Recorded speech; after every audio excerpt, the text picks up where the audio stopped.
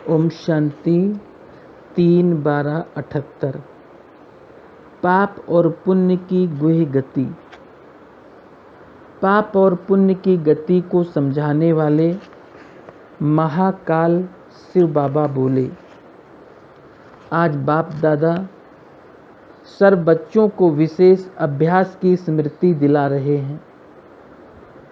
1 second में इस आवाज़ की दुनिया से परे हो, आवाज़ से परे दुनिया के निवासी बन सकते हो। जितना आवाज़ में आने का अभ्यास है वह सुनने का अभ्यास है, आवाज़ को धारण करने का अभ्यास है, वैसे आवाज़ से परे स्थिति में स्थित हो सर्व प्राप्ति करने का अभ्यास है। जैसे आवाज़ द्वारा रमणीकता का अनुभव करते हो, सुख का अनुभव करते हो, ऐसे ही आवाज़ से परे अविनाशी सुख स्वरूप रमणीक अवस्था का अनुभव करते हो। शांत के साथ साथ अति शांत और अति रमणीक स्थिति का अनुभव है। स्मृति का स्विच ऑन किया और ऐसी स्थिति पर स्थित हुए, ऐसी रूहानी लिफ्ट की गिफ्ट प्राप्त है। सदा एवर रेडी हो। सेकंड के इशारे से एकरस स्थिति में स्थित हो जाओ, ऐसा रूहानी लश्कर तैयार है। वह स्थिति में ही समय चला जाता है। अब ऐसा समय आने वाला है जो ऐसे सत्य अभ्यास के आगे अनेकों के अयथार्थ अभ्यास स्वतः ही प्रत्यक्ष हो जाएंगे। कहना नहीं पड़ेगा कि आपका अभ्यास अयथार्थ है, लेकिन यथार्थ अभ्यास के वायुमंडल वाइब्रेशंस द्वारा स्वयं ही सिद्ध हो जाएगा। ऐसा संगठन तैयार है।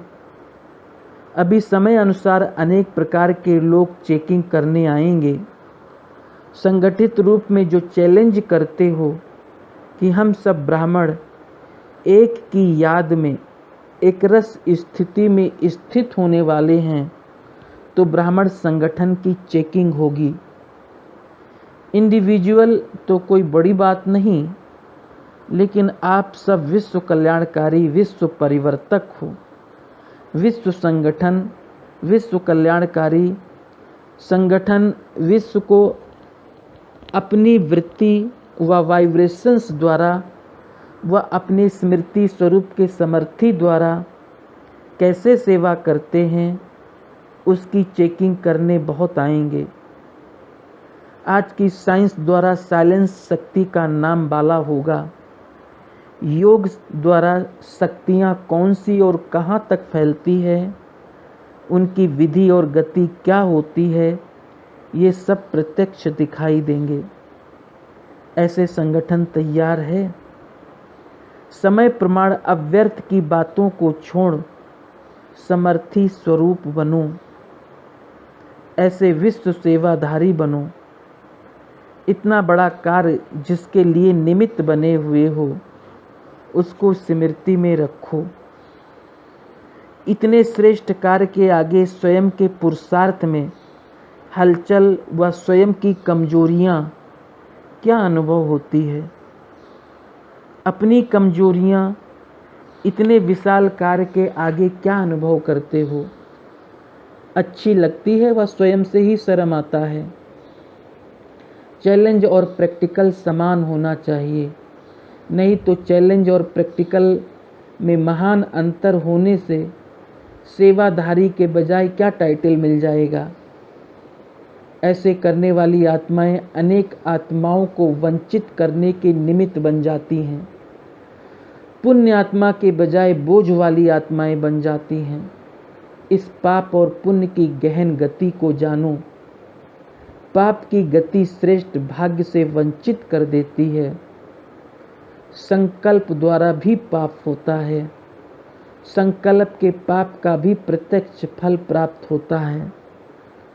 संकल्प में स्वयं की कमजोरी, किसी भी विकार की, पाप के वशीभूत पाप के खाते में जमा होता है, लेकिन अन्य आत्माओं के प्रति संकल्प में भी किसी विकार के वशीभूत वृत्ति है तो ये भी महापाप है।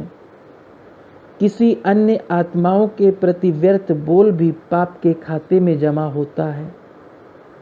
ऐसे ही कर्म अर्थात संबंध और संपर्क द्वारा किसी के प्रति शुभ भावना के बजाय और कोई भी भावना है तो ये भी पाप का खाता जमा होता है, क्योंकि ये भी दुख देना है।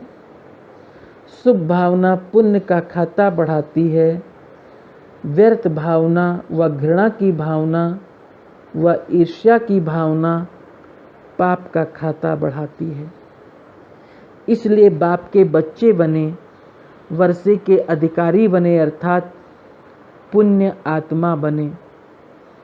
ये निश्चय, ये नशा तो बहुत अच्छा, लेकिन नशा और ईर्ष्या मिक्स नहीं करना। बाप के बनने के बाद प्राप्ति अनगिनत है, लेकिन पुण्य आत्मा के साथ पाप का बोझ भी 100 गुना के हिसाब से है। इसलिए इतने अलबेले भी मत बनना। बाप को जाना और वर्षे को जाना, ब्रह्मा कुमार कहलाया, इसलिए अब तो पुण्य ही पुण्य है। पाप तो खत्म हो गया, वह संपूर्ण बन गए, ऐसी बात ना सोचना। ब्रह्मा कुमार जीवन के नियमों को भी ध्यान में रखो, मर्यादाएं सदा सामने रखो, पुण्य और पाप दोनों की ज्ञान बुद्धि में रखो। चेक करो, पुण्य आत्मा कहलाते हुए मनसा वाचा कर्मणा कोई पाप तो नहीं किया। कौन सा खाता जमा हुआ? किसी भी प्रकार की चलन द्वारा बाप व नॉलेज का नाम बदनाम तो नहीं किया। बाप के पास तो हर एक का खाता स्पष्ट है, लेकिन स्वयं के आगे भी स्पष्ट करो। अपने आप को चलाओ मत और धोखा मत दो। ये तो होता ही है, वो तो सब में है। भले सब में हो, लेकिन मैं सेफ हूँ, ऐसी शुभ कामना रखो, तब विश्व सेवाधारी बन सकेंगे। संगठित रूप में एक मत एक रस स्थिति का अनुभव करा सकेंगे। अब तक भी पाप का खाता जमा होगा तो चुकतू कब करेंगे? अन्य आत्माओं को पुण्य आत्मा बनाने के निमित्त कैसे बनेंगे? इसलिए अलबेलेपन में भी पाप का खाता बनाना बंद करो। सदा पुण्य आत्मा भव का वरदान लो। अज्ञानी लोग ये स्लोगन कहते, बुरा न सुनो, न देखो, न सोचो। अब बाप कहते हैं, व्यर्थ भी न सुनो, न सुनाओ और न सोचो।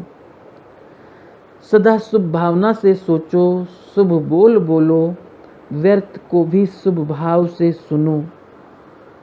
जैसे साइंस के साधन बुरी चीज को परिवर्तन कर अच्छा बना देते, रूप परिवर्तन कर देते, तो आप सदा शुभ चिंतक सर्व आत्माओं के बोल के भाव को परिवर्तन नहीं कर सकते।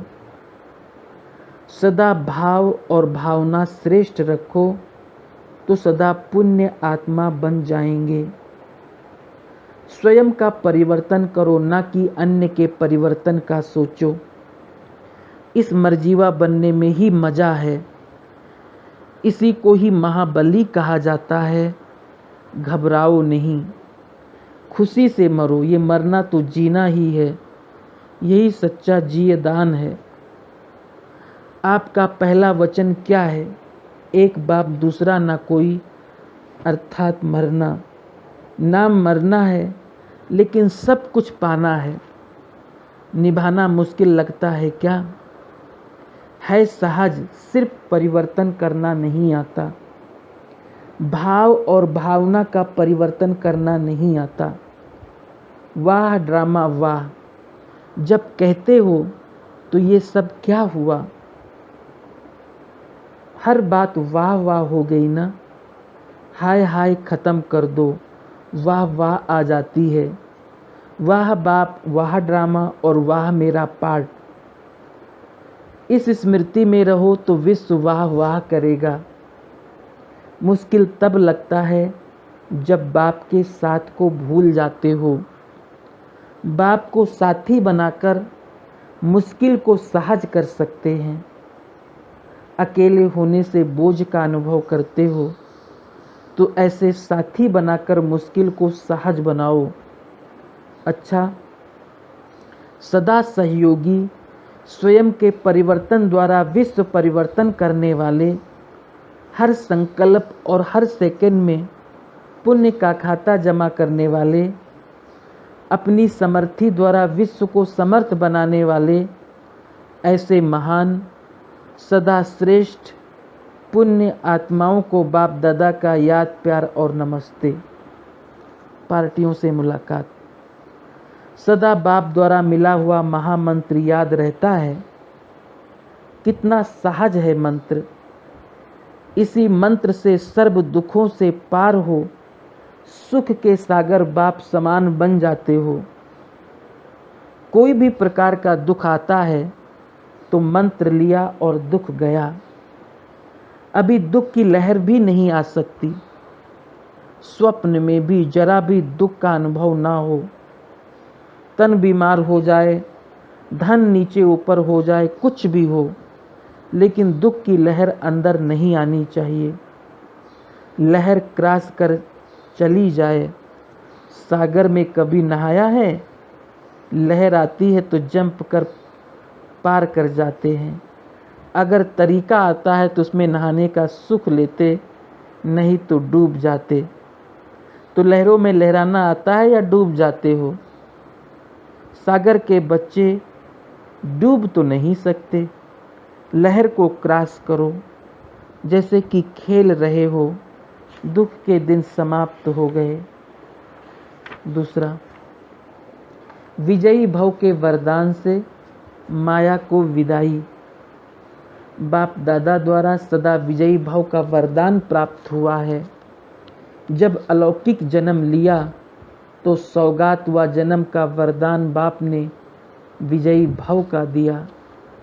जब ये वरदान याद रहता है तो माया विदाई ले लेती है। माया मूर्छित बन जाती है, सामना नहीं कर सकती। जैसे शेर के आगे बकरी क्या करेगी, देखते ही मूर्छित हो जाएगी। तो जब ये वरदान स्मृति में रहता तो माया सामना नहीं कर सकती। माया का राज्य तो अभी समाप्त होने वाला है। ये तो सिर्फ जैसे कोई हठ से आगे किया जाता है, वैसे थोड़ा सा सांस होते हुए माया अपना हठ दिखा रही है। माया शक्तिशाली नहीं, आप सब हैं मास्टर सर्वशक्तिवान। मास्टर सर्वशक्तिवान के आगे शक्तिहीन माया क्या कर सकती। जैसे कल पहले भी कहा कि सब मरे हैं, ऐसे ही ये माया मरी हुई है, जिंदा नहीं। सिर्फ निमित्त मात्र विजयी बनना है। तीसरा, विजयीपन के नशे से सर्व आकर्षणों से परे। सदा अपने को रूहानी शस्त्रधारी शक्ति सेना या पांडव सेना समझते हो तो सेना को व योद्धाओं को सदा क्या याद रहता है? विजय। तो सदैव विजय का झंडा अपने मस्तक पर लहराता हुआ अनुभव करते हो। सदा विजय का झंडा लहराने वाले विजयी रत्न होना।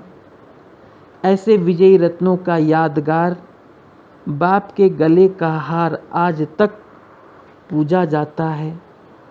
हर एक को ये नशा रहना ही चाहिए कि मैं गले का हार हूँ।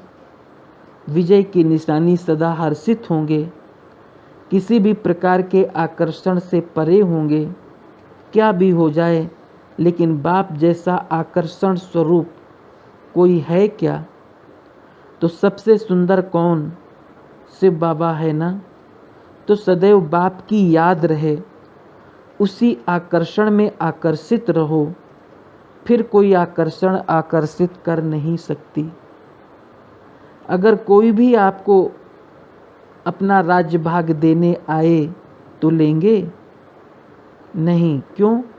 क्योंकि आजकल के प्रेसिडेंट की कुर्सी कांटों की कुर्सी है।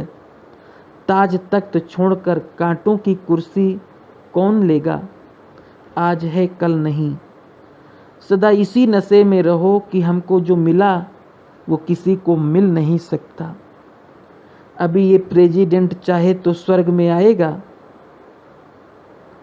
जब तक बाप का ना बने तब तक स्वर्ग में नहीं आ सकते, यहीं रह जाएंगे। हम स्वर्ग में जाएंगे ऐसा नशा और खुशी रहे। हम विश्व के मालिक के बालक हैं, सदा भाग्य का सुहाग प्राप्त है तो सदा सुहागिन हैं। चौथा, चलता फिरता चैतन्य आकर्षक करने वाला बोर्ड, खुशी का चेहरा। जो भाग्यशाली होते हैं वो सदा खुश आबाद होते हैं। जो भी देखे तो खुशी का खजाना देखते हुए खजाने की तरफ आकर्षित हो जाएं। वैसे भी देखो कोई अमूल्य चीज़ रखी होगी तो ना चाहते भी सब आकर्षित होते हैं।